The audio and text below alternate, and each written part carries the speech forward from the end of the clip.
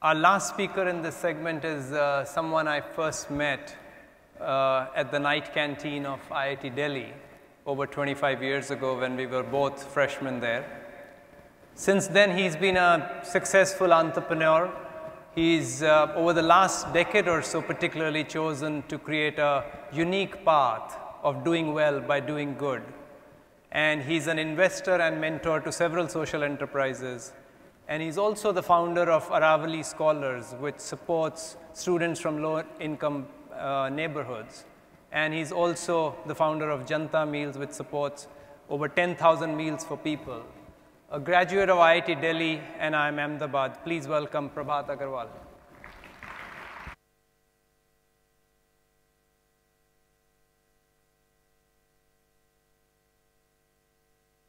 Thanks, Rajiv, for that introduction. And doubly thanks for not telling or sharing any stories from IIT days or sharing any nicknames. So thanks for that. So before me, I think we have had a lot of inspirational speakers, people of true valor, people doing truly good work. And I'm really happy to share my experiences at this conference. It's truly gratifying that experiences and stories of mine I'm allowed to share to this August gathering.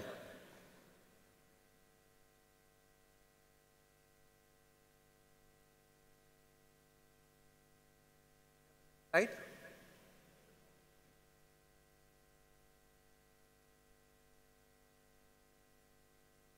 So I'll start with the story of Sunil.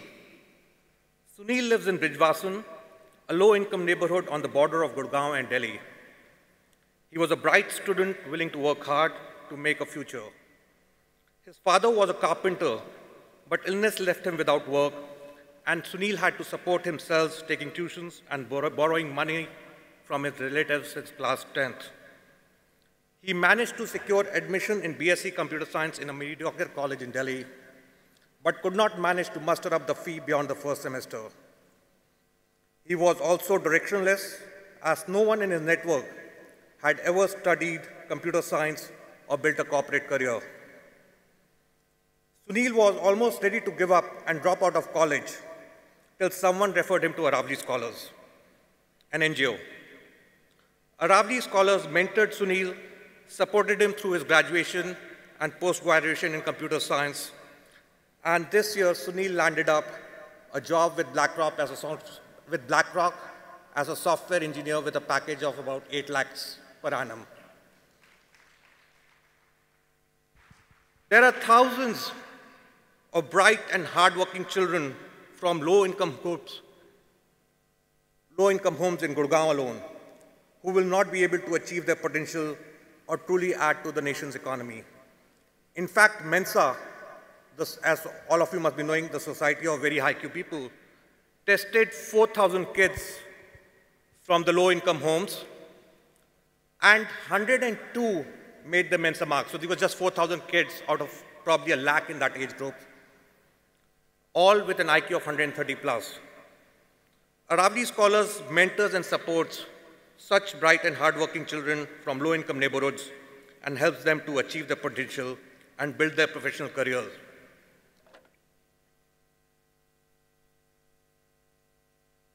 This next story is of Sangeeta, who lives in the slums of East Delhi, daughter of a construction worker. East Delhi low-income colonies and slums are the most notorious parts of Delhi, with children involved in drugs and crime. Sangeeta participated in the weekly race organized by the NGO Bhakta Bharat about 3 years ago, and since then has become a part of Bhakta Bharat, getting coached, organizing races, attending classes on values, and attending tuitions. Last year, she won the Airtel Delhi Half Marathon in the women's amateur category. Not only now she has been sponsored to the Bangkok Marathon, and she has a future as a runner, but she has also been admitted to a very good college in Delhi University, and also she is doing academically very well.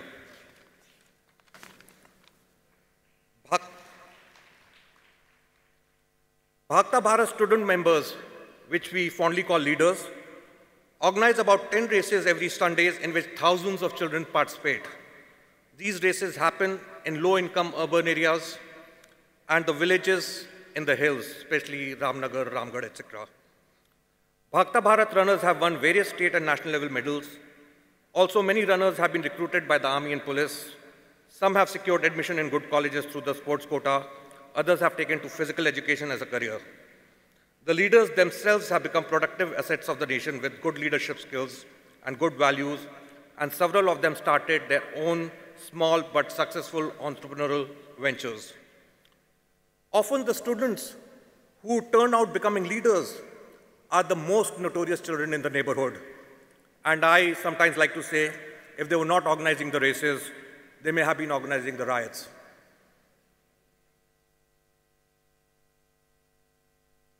The next story is about Raju, who's a migrant worker in Gurgaon doing odd jobs in a local shop. He works 12 to 14 hours a day and earns about rupees 8,000 a month. He shares a 10 by 8 one-room accommodation with 3 other friends. The friends take turns to cook dinner for themselves. It is quite inconvenient for them because of lack of time, no access to running water or space, or refrigeration, or to the subsidized cooking gas scheme. The dinner per month per head costs about 1,800 to 2,000 rupees. For lunch, Raju could not afford to eat a regular meal, even at a dhaba, as it would cost him another rupees 2,000 a month. So he tried to save money by eating poor quality chola kulcha, aloo parantha, etc. from street vendors. Because of poor nutrition and unhygienic food, Raju used to regularly fall ill, leading to medical expenses and loss of income. Raju now eats regularly at Janta Meals about 5 times a week. He can buy 5 rotis and sabzi for rupees 20 and a thali with dal roti, sabzi, chawal for rupees 30. Raju's basic problem of food is now taken care of. Like Raju, there are about 15 lakh migrants in Gurgaon for whom conjuring up 2 square meals a day is a big issue and headache. In the entire Delhi NCR, the number is about 10 times that. And the same issue is there in every urban city of India with the working class. Janta Meals is a for-profit social enterprise with a mission to provide tasty, affordable, and nutritious meals to the urban base of pyramid. Janta Meal today serves about 12,000 meals a day and is closing its next round of funding to set up a centralized kitchen which can cook 100,000 meals a day.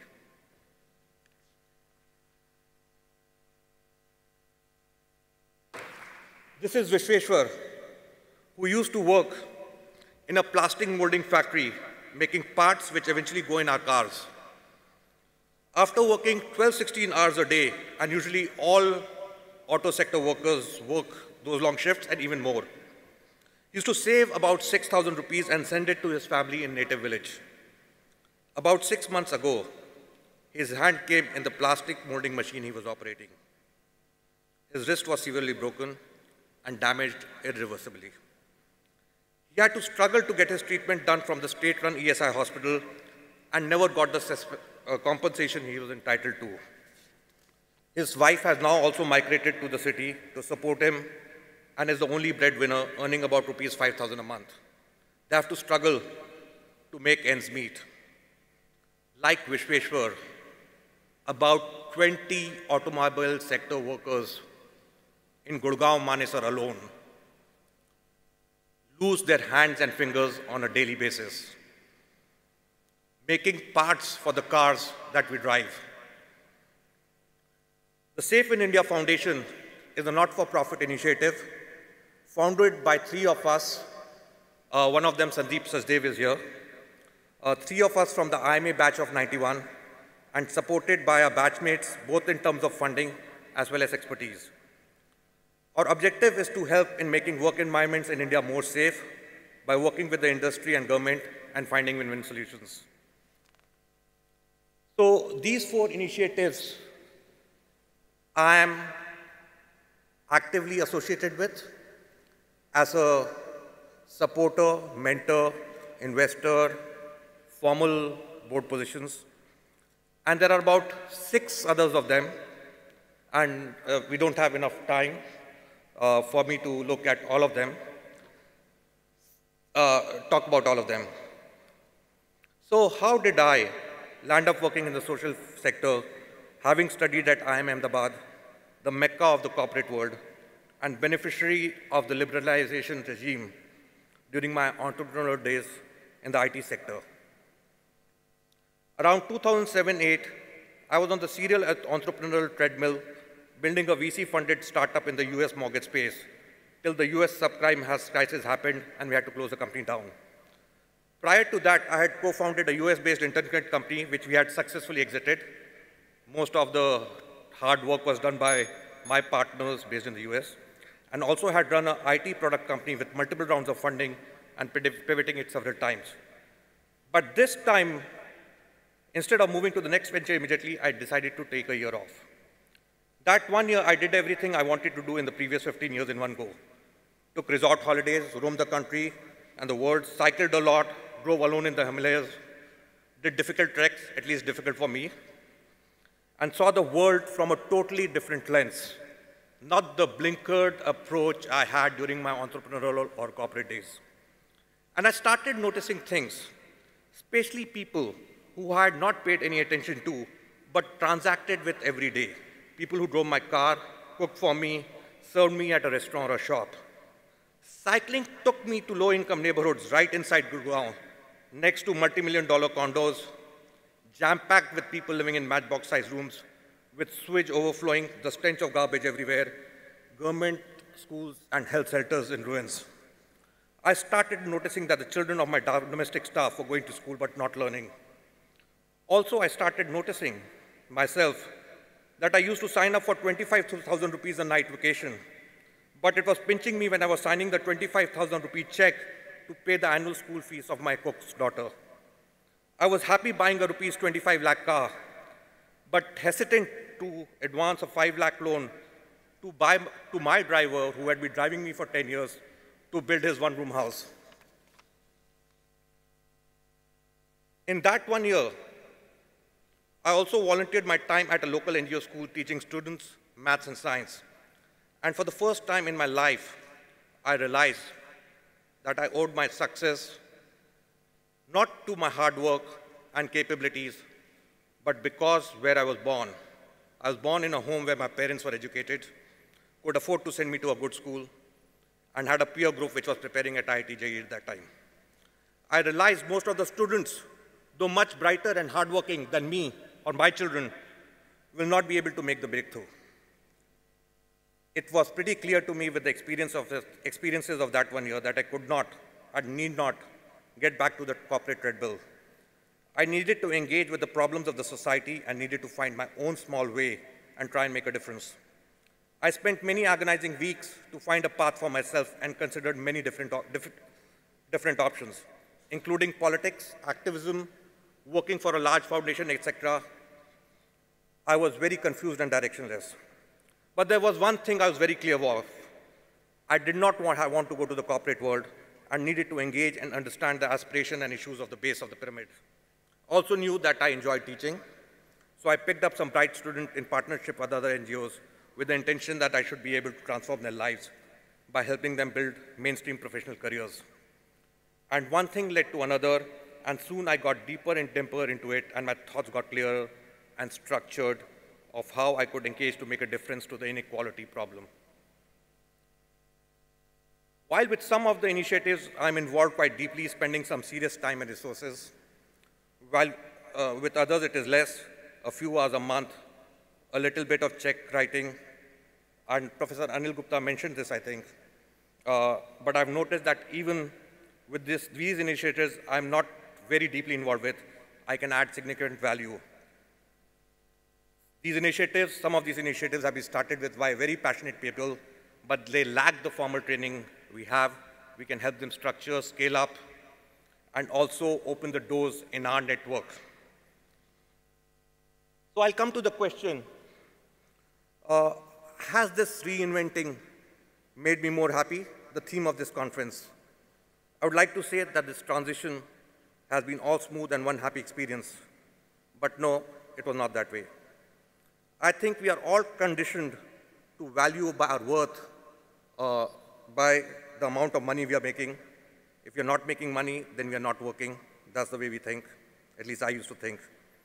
And I spent countless nights awake and agonizing if I was doing the right thing.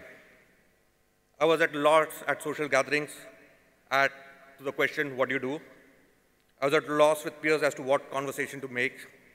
And my insecurities and anxieties started rubbing on Ambika, my wife, and my sons. But slowly, in a couple of years, things started turning around. I started finding my feet in the different world. I started getting comfortable with the people I had never engaged with.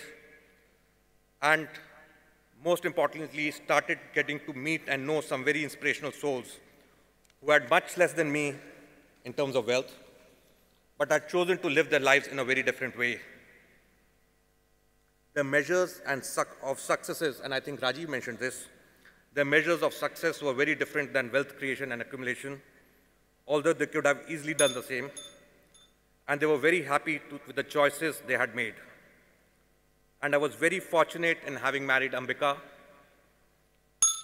who was like an anchor and was a tremendous support and helped me show a way to do, at least a way to deal with my insecurities, if not exactly overcome them. And in time, some of the initiatives started getting some results, providing the positive feedback I really needed. I started getting my self-worth back and the confidence that I could contribute. So today, I still have some of those insecurities. I have still my own shares of failures and success, my highs and lows. But there are some news like these, which give me the confidence that perhaps I'm on the right track. And this is a mail I got late one night about 2-3 years ago from the first student at Taravali Scholars who got a job as a graduate engineer trainee in Tata Motors. Mukund, if he's still around.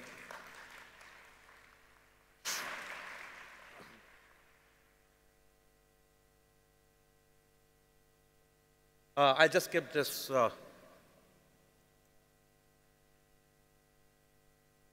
6 months ago, Avdesh from Bhagta Bharat broke the junior national record in 2,000 meters. He has just last week returned from a 3-month training in Kenya and now has one of the best Asian timing. God willing, he will be representing India in the Olympics in 2020.